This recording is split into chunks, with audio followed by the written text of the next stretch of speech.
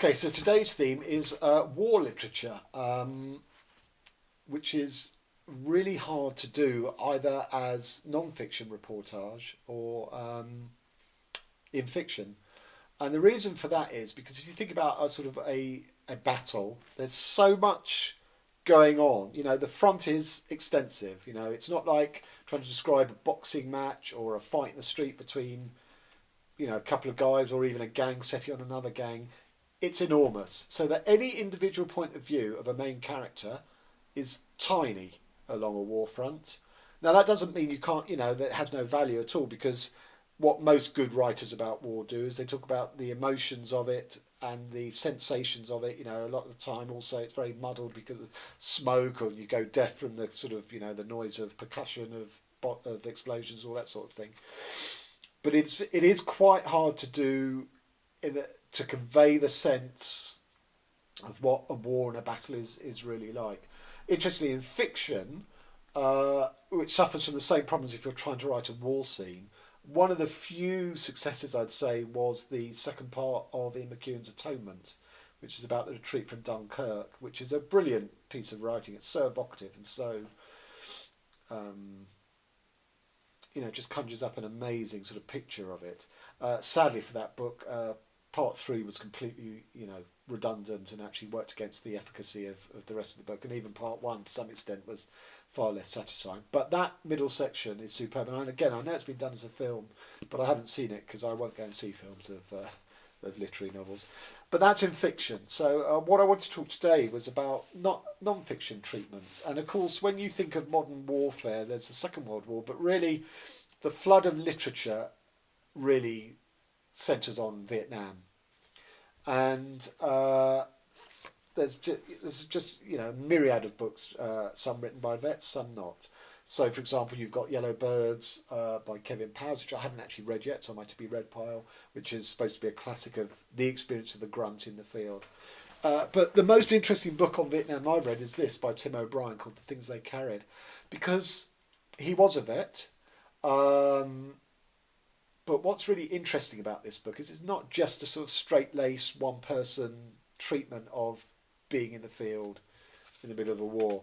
It's a very, very interesting book about storytelling and the need for stories. And the premise of the book is he comes back home and he's completely deracinated by the experience, but all the time he's thinking about trying to encapsulate his experience in a story. And then it moves on from that to the need to do that for him is to keep alive the memory of his fallen comrades. And that is just such a simple but profound um, insight. And this is all about narrative. It's about fiction, storytelling, narrative, but its importance to the real life memory of these real people who fell in battle. And it's a very small but extraordinary book. And it's by far my favourite book on Vietnam because, to be honest, when they pulled out of South Vietnam, those famous shots of the helicopters landing on the roof of the American embassy, I was 9. So the Vietnam War for me was, I'm British as well, so I didn't live the Vietnam War even secondhand like all American citizens did. It didn't quite resonate like that for me. I was more concerned at age 9 with what's happening in Northern Ireland, which was on my doorstep. And interestingly, as far as I know, there isn't that much literature fiction on the Northern Irish situation. Okay, it's only just been sort of the struggle has only just been brought to a closure much more recently than Vietnam. But it's kind of interesting to me that doesn't, unless I'm unaware of it, there's not that much fiction on it. I mean, my new book that's out later this summer touches on it in the sense that it starts from the period of the peace agreement that ended the struggles there. But there are plenty of films on the struggles in Northern Ireland, lots of documentaries, but also fiction films. There was that one recently called 1977 or whatever year it was, about a soldier who sort of basically gets completely isolated from the rest and has to make his way back to safety and all that sort of stuff. Just as there are, of course, not only are there lots of books about Vietnam, there's a huge number of movies, Platoon and Full Metal Jacket and all the rest of them. But So I've got to hands on heart. I'm not that involved. It doesn't speak to me that much, the Vietnam War. I do obviously read some books about it, but it it doesn't have the sort of the resonance and the significance to me that it would, I assume, for most Americans. However, the war that does speak to me, in terms of that I've read about it, is the Russian activities in Chechnya, which is a Russian republic, which is overwhelmingly Islamic and has had two uprisings against the Russians, trying to gain their independence, become an Islamic state.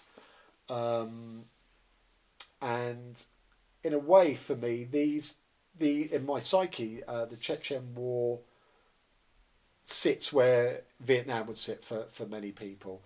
And it's not a war I followed at the time, unlike, say, what was going on in Cambodia, and as much as you could follow that, because no information was getting out. But I've come to it simply through reading. And this book in particular, it's called Free Fall, Nicolai Lilin, who was a sniper in a special brigade in the Russian forces in Chechnya. And that in itself is really significant, because what I said at the beginning about war is it's really hard to get the overall perspective. You're one tiny subjectivity in a sort of a vast front. But of course, being a sniper is a different thing, and you can get a sort of an all-round picture because you're looking through your telescopic sights in a much more restricted kill zone or battle zone or whatever. So that makes the undertaking that he does, I think, more cohesive, and you can build a picture that's much more coherent from it.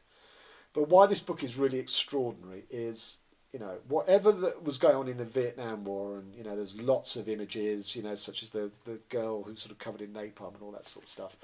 We know that there was brutality in that war, but this is something else again. This is dead bodies are booby trapped in mines, so when you come to pick them up to try and give them a decent burial, you're blown up, parts of the body cut off and stuffed in various other parts of the body as a message to your opponent. The Russians don't seem to fight any war that isn't brutal. If you think about the Second World War, and the Russians have been called subhuman by the Nazis, and they knew that you weren't going to go into captivity. You fight to the very last, and of course the brutality of the Red Army once the Nazis were in retreat, and the mass rapes in Vienna and in throughout Germany and all that sort of stuff. So the Russians are in a way, it goes back to the sort of the Mongols or the Golden Horde. I mean, they are sort of that level of sort of brutality in war. They don't observe the niceties, if that word can even be applied to war. But this book is just so eye-opening. It just eclipses it. I'm sorry, American followers, because you'll get outraged by this, but the version of war in this has just taken it on to another level from Vietnam, because I think war itself has gone, as weapons themselves get more and more sort of destructive. Even the bullets and infantry still have guns, but they do more damage than they did in Vietnam. The ordinary infantryman's rifle, and this book just gives you an absolute version of that is just mind blowing. And as I say, unfortunately, maybe not unfortunate for me, eclipse it. I would find it hard to now go back and read a book about Vietnam. And I will go back and read Yellow Birds just because it's a classic, and I ought to read it. But it's kind of hard to sort of encapsulate Vietnam once you've read this. I mean, this is extraordinary. And just as it starts with his conscription into the Russian army, and that's sort of Kafkaesque madness of bureaucracy. That's quite a sort of funny sort of preamble to the book, but then it goes into the stark realities and the brutality of it. So I follow this guy on Twitter, but that's a waste of time because he only tweets in Italian, and but I still follow him because I was so knocked down by this book that I just wanted to sort of feel that connection. The reason he tweets in Italian is because after he left the army, he relocated to Italy, and obviously he's learned to speak Italian, and wrote this book and another one called My Siberian Childhood, which is again an amazing read, but it has been accused of having lots of fictional elements to it. which I don't know if that's true or not, but it didn't matter to me because it's just a great reading of itself.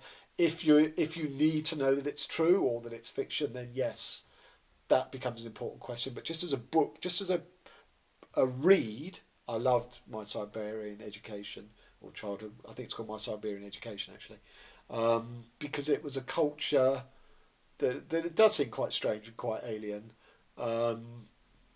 and definitely a worthwhile read. But this, if you're interested in war, reading about war, read it. Okay, so till next time.